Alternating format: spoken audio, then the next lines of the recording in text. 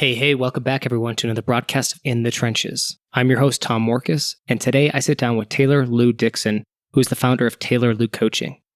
Taylor is a lifestyle design coach for, quote, multi-passionate millennials. And what she does is she works with millennial women and helps them design lifestyles that they love and really enjoy. And I brought her on the call today, not necessarily to talk about that, but because what I think Taylor is doing really well is how she's building her business. And so I brought her on to talk about how she approaches branding, her own branding, how she approaches her target market. I think what she's done really well is pick a really specific niche and zoom in on it and serve that audience and that community. And I thought it was just so great. I wanted to bring her on the call today to kind of explore how she approaches that, because some people just, I think get it when it comes to branding and target market and focus and and putting stuff out there that will resonate with their audience. I think Taylor's one of those people who's doing it right. And so in today's conversation, we zoom into that, kind of her backstory. We talk about her mission statement, how she defines that, how she came up with her branding and how she approaches that idea of branding. Because honestly, I don't even like that word, but it's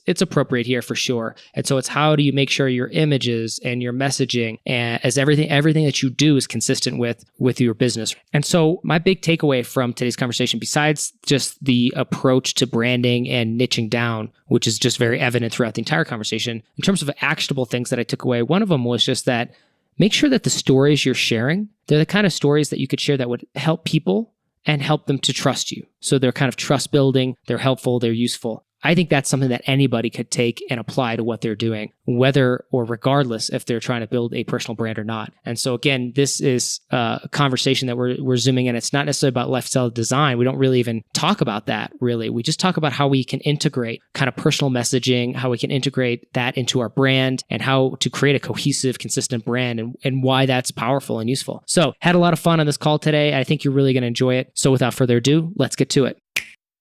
So Taylor, let's kick it off. I want to get into how you focus on your target market, how you think about that, how you approach branding. And I say that because I don't actually like the word branding, but sometimes it's like when you see somebody with a good brand, you're like, oh, that person has a good brand. It's like you can spot it.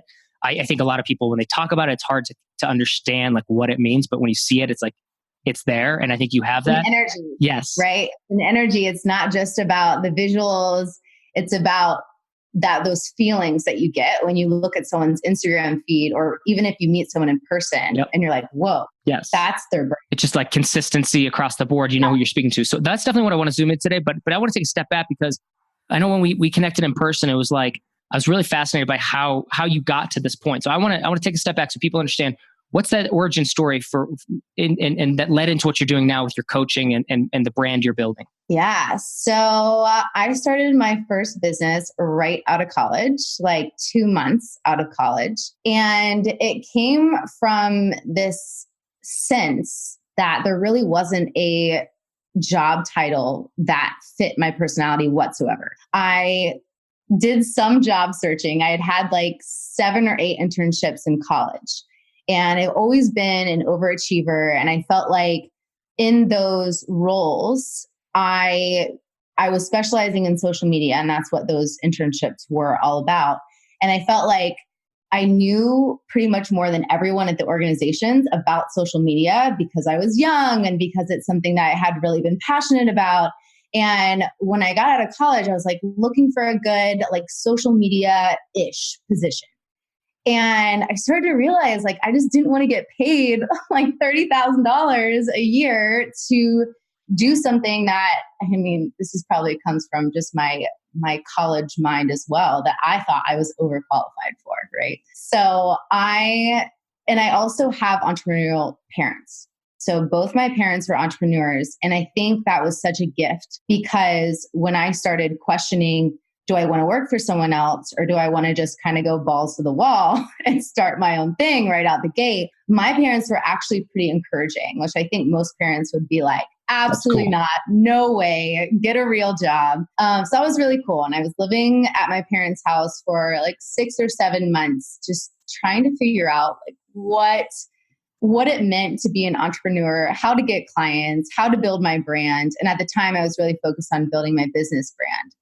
And I just remember feeling so all over the place, so overwhelmed by all of the things that I could be doing, right? Building the email list and going to networking events and getting on social media. And I was still just figuring out my own life, right? I was like in kind of a toxic relationship at the time and trying to figure out how to make friends out of college. And there's just so much going on. And fast forward a little bit, I had some great mentors who really helped me figure out my way along that path.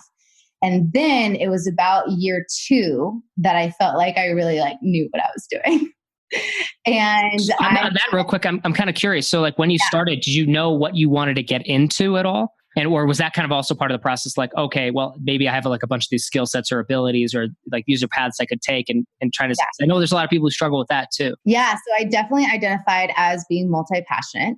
And at the time, my big choices or the big things that I was considering were acting, on-camera hosting, and writing and social media management. And I kind of pursued all 4 things simultaneously for a while. And then I decided that I was going to put the social media agency in the front seat. I actually use this analogy a lot with clients. I talk about having all of your passions in one car. And you're riding along in this car with all of them all the time. You don't have to kick anyone out of the car. But at any given time, there should be someone who is in the driver's seat. So I decided to put the social media agency in the driver's seat, which made me feel just like a lot more focused. And that's when I really started turning on the hustle and identifying that for that business, I really wanted to work with franchised restaurants because I kind of fell into it through a family connection. And then once you kind of learn the ropes in a franchise restaurant, you can kind of just continue to get more of those same restaurants in different areas. So that was where I kind of hit my stride with the social media. And at the same time, the acting stuff just it wasn't sticking. It wasn't feeling like anything was really working well. And the social media stuff was working really well. So I was like, all right, I'm just going to go all in here and see what happens. And I did that for almost 3.5 years with that first business. So that was kind of the first iteration of my entrepreneurial pursuits and lots of lessons learned along the way. As I think any entrepreneur knows, those first few years are absolutely insane. Mm-hmm. And coming to the end of that period of time, I started realizing that I was feeling really burnout. B, I was feeling like I just didn't give a shit anymore about social media management. I felt completely disconnected. At that time, I had hired a lot of contractors to do most of the account management for me. So I was in this quote unquote awesome position, right? I was kind of living the dream. I was 24. I was 24 years old. I was making really good money. And I was just living my life like a boss. I was traveling. I was just really in the eyes of a lot of people. I kind of had it all, but it didn't feel like that. It felt like I was missing a major piece to the puzzle. And looking back, and we can talk more about this, but looking back, I think it was because I had given up on a lot of those other passions that I had. And I was putting myself in a box. And I was living in a very, very masculine paradigm. And I think a lot of people get trapped in that energy because a lot of the way that our society defines success is through a masculine lens. And once I started going on a very deep personal development journey, and that's a whole nother 50 stories, but it was when I got to that 3.5 year mark in my first business, that's when I started asking a lot of questions. I started asking, is this really what I want? Am I really happy? What does happiness even mean? What does success even mean? And looking at my relationships and realizing that so many of them were very shallow. There wasn't a lot of depth to them. And I definitely wasn't allowing myself to show up as my true, authentic self. And so I basically went down this big old spiritual path, which was so cool. Coming from a Christian upbringing, a very strict, conservative Christian upbringing, I definitely had a certain idea of the way that spirituality had to look. And starting to ask some of these questions, it took me down so many roads that like I never knew existed. So tell me a little, I got a couple questions that came to mind while you were talking about that. So when we zoom in on as you got started, you built the agency, or what is effectively like an agency. Yes. And now you're doing kind of more, it seems more focused on the coaching. Yes, 100%. There was obviously some transition, or do you still do the agency work? So no, that's what came after the personal development work, was realizing that I had been pretty much prepared my entire life to be doing exactly what I'm doing now, which is lifestyle design coaching. Yep. And that was really the missing piece. A, that I had shut down a lot of my other passions. I had like thrown them out the window of the car. And B, because I was really meant to be a thought leader. I was meant to create my own personal brand versus my business brand and be able to serve people on this really deep and transformational level. So after kind of doing my own self-exploration, I realized that I didn't want to be doing the social media agency anymore. And I wanted to help other young women to design their lives from a place of authenticity and to create their own businesses. Because I think a lot of the times creating your own business, whether it's a side hustle or your full-time gig or whatever, is pretty much the best personal development course, program, whatever, that you could ever pay for. So it's kind of, there's a lot in there. And I decided that I wanted to really make a career out of that. I'm curious. I want to zoom in on because you mentioned this. You said like about throwing things out of the car, kind of. So I like the analogy. I'm kind of curious because you said you'd put something in the driver's seat. So the social media, that was kind of your focus. These other things you kind of like let go by the wayside. That was kind of like we'll say. No, that's too strong. I was going to say the word crippling, but it wasn't crippling. You were still doing the work, but you were emotionally, you were like, or however you felt, but you weren't necessarily enthusiastic. Yeah. Well, I feel like there's a lot of people that get there, and because it's kind of, you kind of have to go one dimensional, like to really grow something to a degree. And I know that can limit and restrict people. What was it about this path going forward that allowed you to implement these other things that you felt were missing? Great question. So 2 things. Number 1, creating a personal brand. Creating a personal brand based on your personal interests and your passions and what you care about is going to satisfy a lot of that restlessness that maybe you're not satisfying in your business. So let's say in your business, you're focusing on delivering one thing. And that's essentially what I'm doing in coaching, right? I have like really just one thing that I'm delivering over and over again. But in my personal brand, I'm talking about all kinds of stuff. I'm talking about health. I'm talking about movement. I'm talking about spirituality, which I don't bring a ton into my actual coaching. I feel a lot of freedom in my personal brand through brand partnerships and just through content creation to really present my whole self to the world, essentially. So I think to answer your question, that's personally what has made me feel like I have included a lot of these other passions.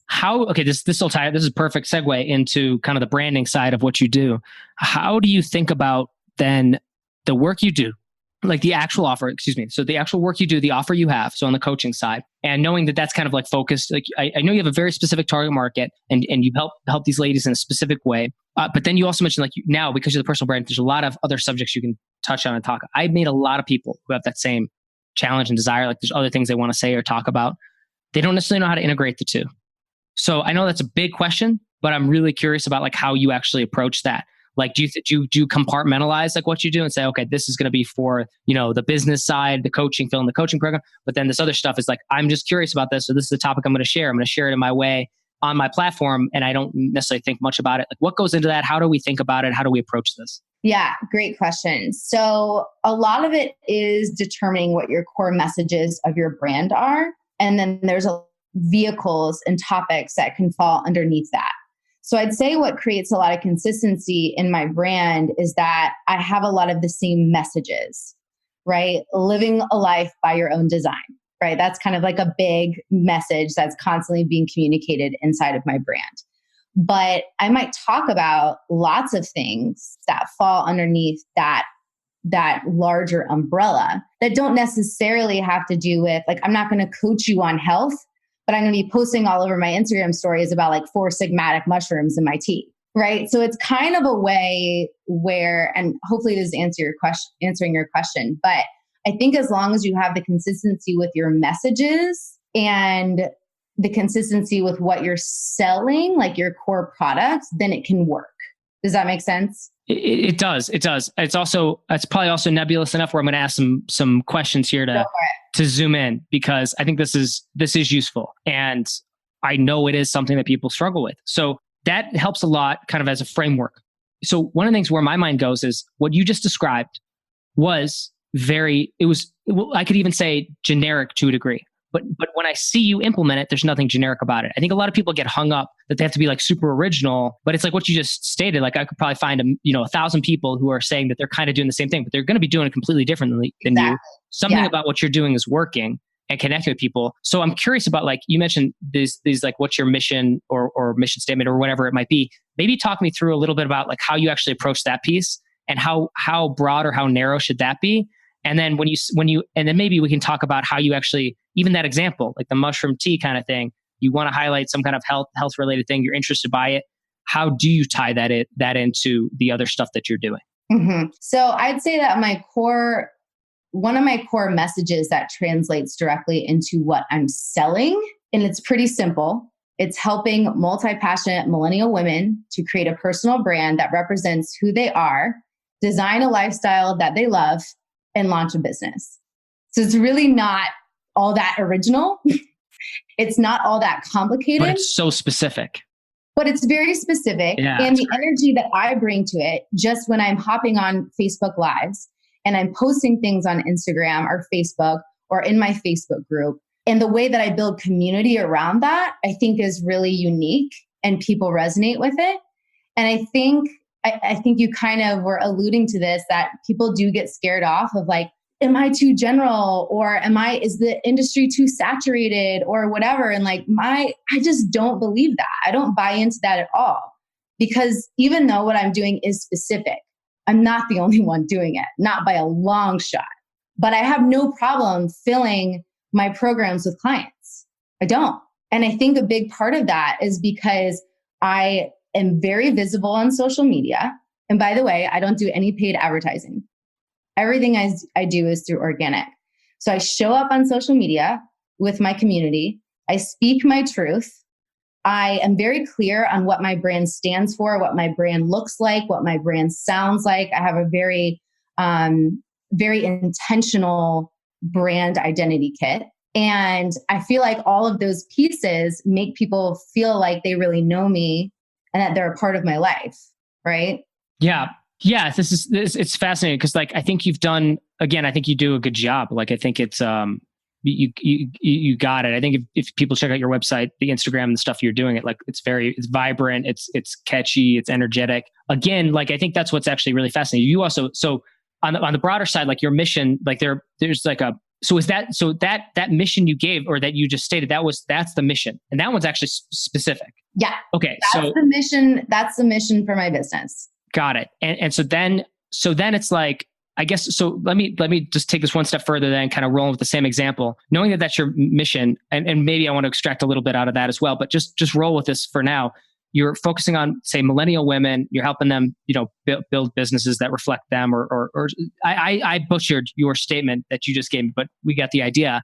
You got it. That's pretty much it. Right. So the point is that you're helping them do that kind of stuff. When you take a step back from that, though, and then you do highlight things like, I don't know, whether it's like, okay, health, or, other ideas that aren't necessarily like well, it's not that they're not relevant. It's that they're not specifically tied to, say, the business aspect of it, but it's relevant because you're still that. Well, I guess part of it is that you're actually part of that demographic, right? That you're leading. Yes. Is that a helpful piece of it? Do you recommend that, or what? Yeah, talk me through that. Yeah, so I resonate deeply with that demographic because that's who I am, and also I would argue that something like, again, using the mushrooms example, that still very much falls under the mission of like designing a life that feels true and authentic for you, right? So even though, this was so great about a lifestyle brand. And that's why I think the whole influencer movement is moving more and more towards this. And what we're seeing is that people don't want to buy from a corporate brand anymore. They want to buy from an influencer who doesn't even necessarily have their like I help statement or really like that really specific problem that they solve. They don't. It's like you see some influencer profiles and it's like, mom and yoga enthusiast and blah, blah, blah. And guess what? They're making money. They're making money because they're designing a brand based on their everyday life and in their core messages and the things that they care about. And they're showing up consistently and oftentimes getting really vulnerable about what their journey looks like. And people are resonating with that. So I think, going from, okay, how do we mix the business and the lifestyle or the business and the brand? It's all one and the same. It's all one and the same. It's really just kind of positioning yourself a little bit as a public figure. And people gravitate towards that. And then they find out what you're selling. And they're like, yes, that sounds cool. You seem like you love your life. Your business is doing well. Your brand is on point. Let me buy from you. Okay, this is interesting because it all makes sense to me. Like what you're saying, I think it's easier said than done, and Totally. but that's one of the differentiators. So you kind of got to know what you're doing first, and then you have to implement it the right way. So knowing that we're not going to be able to know like exactly the right steps just from this conversation, but at least to get us started, you mentioned something about a brand kit or something like that, or Yeah. Can you walk me through that, or like that the way you approach this with students, or however you do it? Yeah, definitely. So there's a lot to it. Can't probably Sure. walk through everything today, but on a really high level, it's all about showing up intentionally and showing up intentionally just in your everyday life and in your brand. So I actually have a gigantic Google document that contains like all things my brand, all of my brand guidelines, all of my core messages. I have a mood board and my fonts and my colors. And so you'll see in things like my Instagram feed that there's lots of yellow, there's lots of green, there's lots of sunflowers, which you can see behind me, brown, and the color of my hair because it's, going to be in any photo anyways. And so I have the visual aspect, which I think is what most people think of when they think of branding. They'll hire a brand designer to create their brand, which is essentially a brand identity kit as well. They'll hire a designer to create that, and then they think that they're done with the brand. But with a lifestyle brand or for someone who's multi-passionate, that's usually not going to cut it, right? There's so much more to branding than just, and even your core messages. So like I said, there's a lot to this, but even simple questions like, what kind of energy do you want your brand to emanate? So for you, looking at my brands, looking at my website, looking at my Instagram, what are 3 words that pop into your head about my brand? High energy. It's I'd say energetic. Obviously inspiring. For obviously for the people you're speaking to. So high energy or energetic, inspiring. I'd say it's feminine. Mm-hmm. Those are the things that come to mind. I mean, pretty immediately. What else? Yeah. What do you gear? Am I close? Yeah, you're definitely close. Those things are all in my brand identity kit. Also vibrant is another like core piece to that. I just want people to feel this like overwhelming wave of like positive energy when they come to any piece of content that I create, any piece of content that I put out. So I'd say there's just a lot of the high level work that needs to be done. And the reason why this is so difficult for people is because it's really hard to see those pieces in yourself, right? And I even have lots of clients who do branding for other companies or other businesses or other people, and like they kill it at that. But then when they come to me and they're like, I don't know what my like core messages are. I don't know what my mission is. I don't know how to communicate my brand voice. So another quick tip that's, good takeaway for listeners is coming up with your brand voice persona. So this is something that I like to have people do to give kind of a character to your brand voice. So my brand voice persona is kind of like that, really positive, upbeat, but also no nonsense best friend that is going to tell you straight up, like, this is what you need to be doing, and asking you those hard hitting questions, but in a really loving and supportive way. So I have like 2 pages on what my brand voice persona is. Then does that help you actually like write your content and produce it? Like, do you then think, oh, this is maybe a message I want to share? Maybe you write it and then you're like, oh, wait a second. Maybe like, take me through that process. Cause I think if I had something like that, maybe then I would rewrite it or rework it and be like, oh, this seems too negative. I got to be more positive here. I got to spin that. So talk me through how this is practically speaking helps you. After creating, some sort of document or some sort of guidelines when it comes to your brand. And again, there are things on there that's like the fonts that I choose in my Instagram stories. And then things like, what is my brand voice persona? And when I write a piece of content, at this point, I just kind of know it. Like I don't need to review it anymore. But for people who are just starting out, definitely, and I have clients do this all the time. They'll write something, they'll look at their brand kit and their brand guidelines, and they might see, okay, this sounds actually really formal, what I wrote. This sounds very like didactic and almost like a teacher. And then they look at their brand and they're like, wait, I said that I wanted to be like, using the latest lingo or like very relatable or personable. And then they look at what they wrote. And this is actually a real life example. This happened not that long ago. They look at what they wrote and they're like, this isn't my personality at all. This is how I think I'm supposed to be writing to convert or to get followers, or they've kind of like stolen a voice from someone else. So I think that's another good benefit of like having these things written out in front of you, is that I see a lot of people who are just mimicking other people's style. And that's never going to work for you like it works for that person. How do you help how do you help a student or a client through that though? Because I imagine that's kind of where it begins typically. I mean, some people are just like on point. They just like are who they are. I get it. But a lot of us are just like, I think when we start out, it's like trying to figure out, well, yeah, what should this look like? What is the proper way to do things? Sometimes that spills into when it comes to say personal branded type stuff. It's like, okay, what is the persona that I should be putting forward here? And I know that's one of the dangers. It's one of the reasons I typically don't like even the topic of this, because I feel like it forces you to engineer something that maybe is not you. But like when I see it done well, then I like have to respect it. And I think there's something there. So how would you work through that? If somebody is like, you're working with a client, she's imitating somebody or trying to mimic someone, even this example that you just gave. Mm-hmm. Yeah. So that's a great question. And what's really important here is that things like your brand persona or your brand was built from you, from your highest, most authentic self, not just like what you want to sound like. And that's why actually the personal development piece is a really important part of my process, because in that piece, we talk about things like your best self. How do you show up when you are your best self? How do people describe you when you're showing up as your best self? So when I think of things like your brand, it's kind of like your best self. Now, of course, you're not going to be like, my brand is me on my worst days when I'm like super nasty and terrible. No. But although it is good to like get vulnerable and share those times through your posts, your larger brand is actually a representation of your best self. And that is you. That's not like some fake imaginary thing that you're just like creating. That's you. So that's why we look a lot at who you are as a person, how you show up naturally. And a really quick exercise that I give students a lot as I have them interview their friends and family, asking them things like, how would you describe me in 3 words? Or, what would you say are my strengths?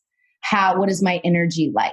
What do I inspire you to do? Things like that. Because then it comes from a very natural, organic place of like, well, this is just how you're showing up in your day-to-day life when you are your best self. And then we take that information and translate it into the brand.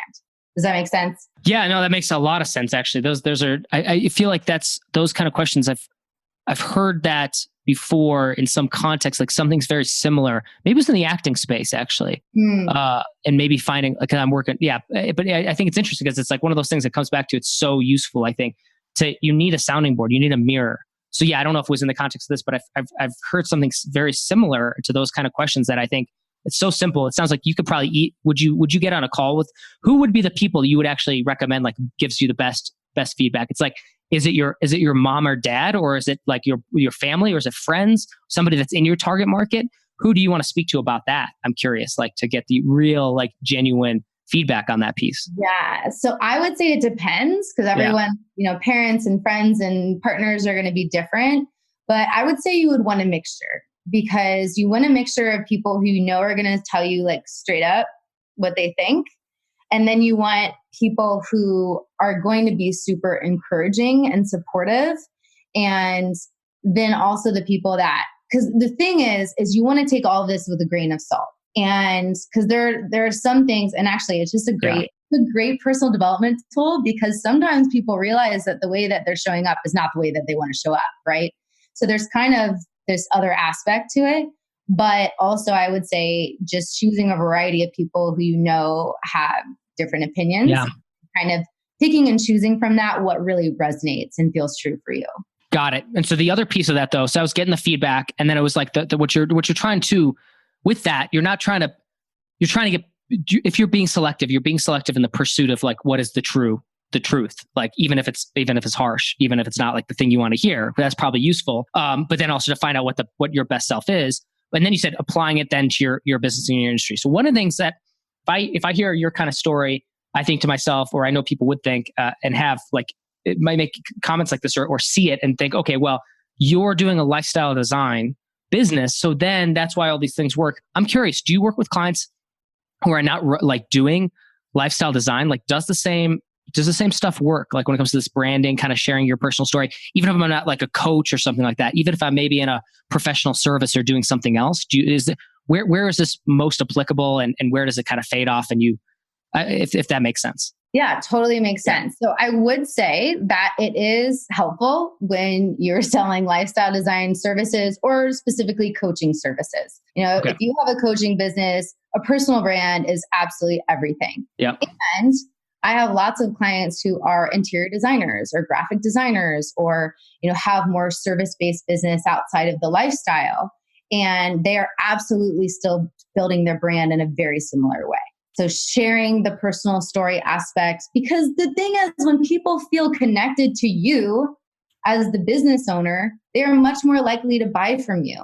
It's just, we're seeing this as more and more as something that's coming up. And even a lot of these big brands that are not anything to do with lifestyle design, you see them really talking about the different people in their companies and, the human aspect of it. So I think that while yes, this process does lend itself really well to someone with a business like me, I think it's the future personally. Yeah. Well, and that's what I'm wondering though too, like, where you'd approach that in terms of how you might approach. So, well, I guess if I understand this correctly, because I kind of agree with this, it's like we're kind of in a space now where if your name is associated with something, if you do use your name, you want to have some people are going to search you. What are they going to find? So you have that ability to kind of control that first impression, and then beyond that, and kind of like set the stage for the story you want told about you, so to speak, is maybe a way to think about it. For people who are doing like, say, professional services, or people who are even some like CEOs, or people who are looking to start something on the side, maybe even just professionals who are employed, I feel like there's benefit to doing something like this. I guess what I wonder is like, to what degree? I know yours, you go down a track that is, I think, really can be challenging, which is like, and probably where some people might be like, it's like, oh, do I have to share everything about my life? It's just probably, there's a lot of people who are like, no, thanks. But I know I know it's not that. It's like, you can piecemeal this. You could be specific about the things you choose to share. When you work with clients, again, like what are the types of things you might recommend sharing versus not? If there's like a framework and I know that's a lot of nuance to that question. It's probably very specific and you need specific examples, but I'm curious, like, what are the types of things that you would encourage? Like if you were working with somebody on their brand to help them like build that out, and say they're not doing coaching, but maybe something else, but you still think there's a value to this. What are the types of things you would have them kind of like showcase or selectively share? Mm-hmm. So I think for anyone, no matter if you're wanting to go like full Monty, bare yourself raw, this is my life, like this is what I've been through, or you're just kind of wanting to keep it a little bit more service level, I think it starts and ends with your personal story and getting really good at telling that story and storytelling in general. So what I would probably look at with someone who, is going less the vulnerable route, we would still look at what are those main stories that you can share that will allow your ideal client, your target demographic to really resonate with that. So even let's say, I'm trying to think of like a random example, like someone, maybe real estate. Maybe I was just thinking real estate. I was thinking You were either just commercial thinking or, yeah, seriously. I was actually going to bring That's up so funny. a commercial broker or if we just thought just real estate in general. Okay, you're selling real estate because it's like that's one of those cases where it seems. I mean, they always have their faces like on the side of buses and stuff like that. So they're kind of doing it already. Yeah. It's like if you were working with somebody like that, what are the kind of things you would highlight for real estate? Because it's like, yeah, it's local, but how would you approach that? Yeah. So again, we would look at what are the stories that you can tell. What are the stories that you feel like are important to share that someone feels like they can trust you? I think that's the biggest thing. So for example, and I've seen people in real estate, I don't get a lot of real estate clients personally, but I see a lot of peers and friends who do actually talk a lot about, I was meeting with this client and I was showing them this house and that the chimney reminded them of the house where they grew up in. And nothing makes me happier than to be able to provide that experience and to someone, because a house is more than just, a place that you put your stuff. A house is where your home is. And anyways, I could go for days, but I like that. So what you're doing is you're showcasing like a third party in that case. And that's a very simple way. I think a lot of people can wrap their heads around that. It's like showcase one of your clients, showcase the work you're doing, showcase these other people. If you don't want it to come back personally to you, it's like you feel awkward about sharing your own personal stuff to a degree. It's like it sounds like you can do that by making the highlights, the object, somebody else or something else, and then you can tie in your personal story to it. Totally. I feel like I just had a breakthrough here. I think that makes content a lot easier. Yeah. And a lot of it really is just as simple as storytelling. Like a great example is the other day I was sitting next to this woman at the nail salon and she just could not make up her mind about what color nails that she wanted.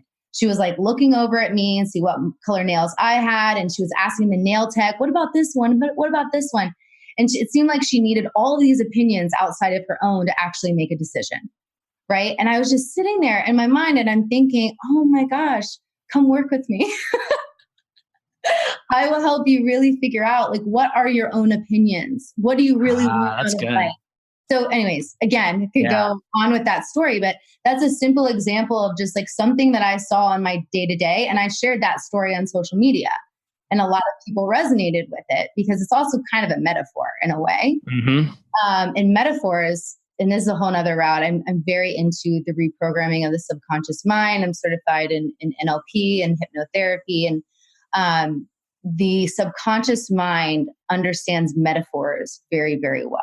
It kind of allows the conscious mind to go to sleep and for that metaphor, that message to sink directly into the subconscious mind. And that's another reason why we love stories. Like we love movies, we love entertainment. And if you can kind of provide that entertainment aspect, that metaphor, that story for your social media audience or for your clients, then you're like, that's like a straight shot right into having them actually pay attention and internalize what you're saying. Because we're tuning out all the salesy stuff. Yeah, totally. Especially the millennial generation. Yeah. We don't want to hear any of that anymore. The second we think we're being sold to, turn off. Yep.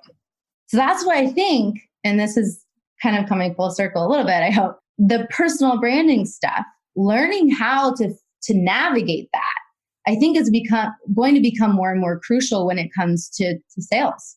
100%. Yeah, it's going to be interesting to see what happens, but I think it's without a doubt like that's happening. The other thing I see happening is, you kind of mentioned this earlier, but it's like a thought I've been having quite a bit is the long tail and the long tail of the long tail. So like the long tail is like a Pareto distribution. And so you're probably familiar with it, but like, I think it was what, it was the guy that wrote over at Wired, and now I'm blanking on his name, who wrote The Long Tail, the book by the same name. But basically you look at any market and you're going to see that there's a few people or a few products that get the majority sales, and then they go down over time. So the number one product gets the most sales. The number two product is probably like what, 3/4 of that, maybe half, and it goes down, right? So it's like the lion's share always goes to the mainstream. But what you're seeing is that because of connectivity, people getting online, the increase in demand and now the ability to supply with very little overhead to do these kind of things, you're seeing it's like just by putting yourself out there with like what you're doing, you're able to attract this audience. It doesn't matter, like it doesn't matter that there's other people already trying to leverage that market or anything like that. It's just the nature of it is that there will be people who are interested in who you are. It's like that as that being the defining like thing, or that's the reason they work with you is because of you. 100%. I see that happening a lot. So it's like this long tail to long tail. It's like pick a market. You're going to be in a long tail anyway, but then your personal brand you're kind of the thing that sets it apart. And so there's this, I don't know, a whole nother rabbit hole to go down with long tails, but it's like just this idea of like niching down, getting really hyper specific, like you did. I think is the way to go. And now you could branch out if you want. Like I'm sure what's interesting is I'm sure you have a lot of people reach out to you who do not fit the description of the people you work with. I do get some outliers. Tell me about that. I feel like that's got to be that's what happens when you get really specific. Yeah. So, well, surprisingly, I actually do get the majority of people who are right in my niche. Yeah. And I think it's because I do a good job with branding and where I show up online. And I occasionally get people who reach out who are like I had in my, I guess, two group programs ago of my signature group program. I had a girl who was 17 and she reached out to me and she looks older. And so I had no idea how old she was. And we hopped on a call. And again, she seemed mature. And she's starting her own business in her small town of Illinois and starting a boutique. And I was just so impressed by her. And then she mentioned something about being in high school. And I was like, high school? You're in high school? But I really felt like she had a very mature spirit about her and that she was very serious about what she wanted to do. And so the energy still matched the group, even if the age range was off. So I think, not getting too stuck in the age range is important, even though like the millennial thing is like huge with what I do. And then I've also worked with people who are like in their 40s. And again, I have someone in one of my programs right now who's 40 something. And she said that she was looking at other similar group programs that had people more her age and the energy, the vibe just wasn't right. And this kind of goes back to branding too, because she said that there was something about me, something about my energy and the things that I was talking about that really resonated with her. Yeah, man. Yeah. I know we could go down a whole nother rabbit hole, but I also know like this is great stuff. So this is really useful. I think this is a lot for people to take in to kind of get started, to think about the personal brand. I think you gave some great specifics too. I actually really like the points on, I have them written down here. The brand is a representation of your best self. What are the stories that you could share that would help people to trust you? The importance of niching down, getting really focused and narrow. So I think you gave us a lot of great stuff. Taylor, where can people reach out to find you? I know your coaching is basically booked out, but maybe by the time this airs and when people are listening to it, maybe you'll have some openings. So where can people reach out to find you, connect with you, and learn more about what you're doing? Yeah, so I know you guys are surprised, but Instagram is probably the best place to find me. Taylor Lou Coaching is my Instagram handle. I also have a Facebook group called Professional Dreamers with Taylor Lou. So feel free to check that out. It's a little small group that I try to keep really intimate so that, and again, this is something else we could have talked about today, but relationships is my whole business. That's what I care about. And so if you're listening to this, please reach out, say hi, tell me what you liked about this episode. I really enjoy actually connecting with people and getting to know people and not just having like numbers on my Instagram or in my Facebook group. It's really important to me to actually get to know people. So those are two That's great awesome. And I know also TaylorLouCoaching.com/dreamcatcher, which is the program. I think it's filled up now. It might have openings in the future if you guys are curious about one of the group coaching programs you have.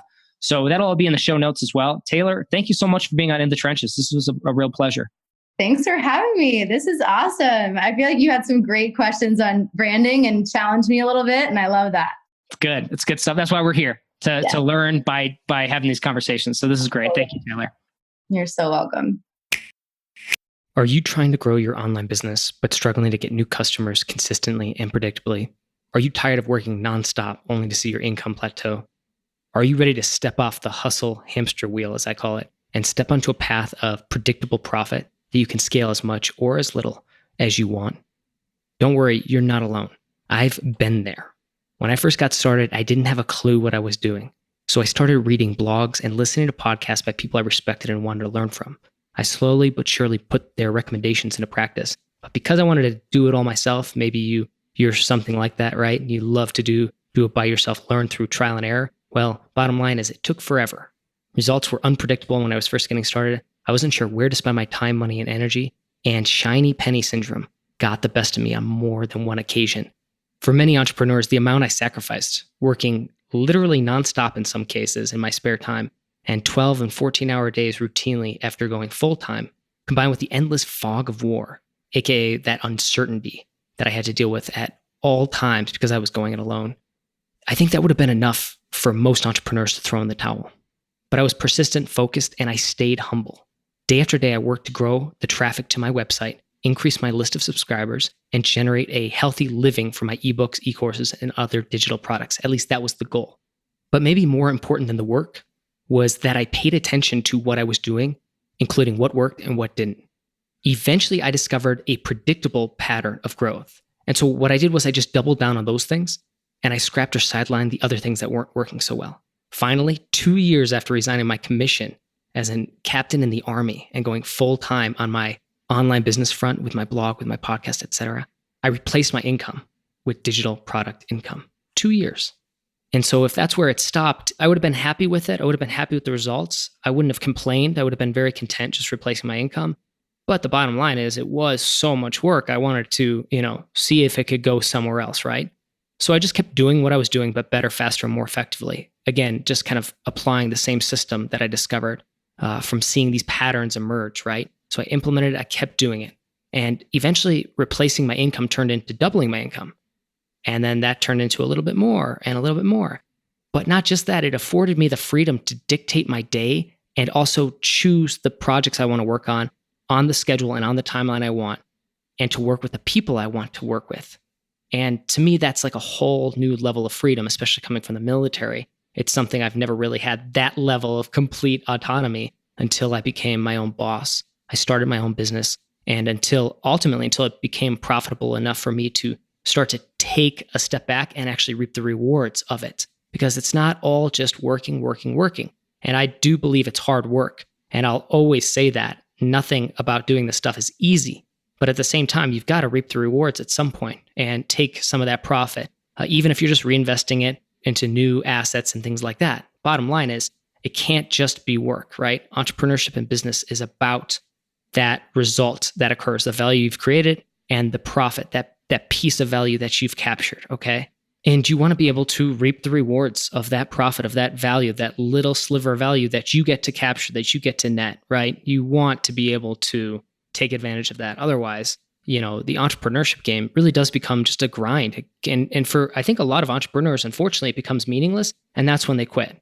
Well, for me, I love this stuff. I really, truly do. I mean, it is my thing. And so that's why I didn't just stop where I was at. I've stayed committed to learning everything I can about all aspects of this online business world and this online marketing world. And I do this through real world application. In other words, I'm currently growing several online businesses, and I'm always putting my ideas to the test in real time with my own money, with my own time and energy, oftentimes with employees, a lot of some stuff more advanced, some stuff more simple, but so varying levels of complexity, and again, in different spaces, different niches. And I can say, bottom line, I've always loved the startup hustle, but I gotta say, it's nice to now be in a position where I can get big results with much less effort, thanks to having built the foundation of my business the right way. And again, I did it all through trial and error, but I don't think that that's the way that everyone needs to do it. And in fact, looking back on it, if I had to redo it, I don't know if I would. It was so difficult to just go it alone and try to figure everything out by myself. So one of the things I've tried to do is give back with this podcast, with my blog, and with my newsletter. But maybe even more rewarding than any of this stuff, while I've enjoyed all of it, I think the thing that I'm enjoying the most, that I find most engaging and rewarding, is the premium business mastermind and coaching program I run called 100K Academy. Inside 100K Academy, I help ambitious entrepreneurs who are very driven and excited to be doing what they're doing. I help them grow their reach, their influence, and their profit using my proprietary marketing system. That's the same one I use to scale my own online businesses from 0 to multiple 6 figures and beyond. And the same system I use to help my clients reach the New York Times, Wall Street Journal bestseller lists, set Kickstarter funding records, and create viral product launches that have turned into predictable revenue streams. So lots and lots of case studies that you could find at tommorkes.com. If you're curious, just go to tommorkes.com/about, and that'll get you started.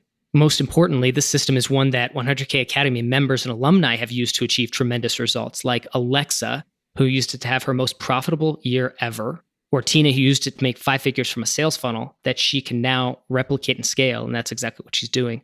Or Carrie, who made over $75,000 in just 7 days. And the crazy part about his story was that his online business was actually a side hustle up until that first profitable launch, which he has then been able to grow and scale. And he subsequently quit his job following that very successful week. And I think that that has been just a game changer for Carrie and the life he's living, the work he gets to do, and the impact he gets to make on the world because of the great work he's doing now, because he was able to figure out a system that would get him the targeted traffic, the subscribers, the sales to grow a profitable online business.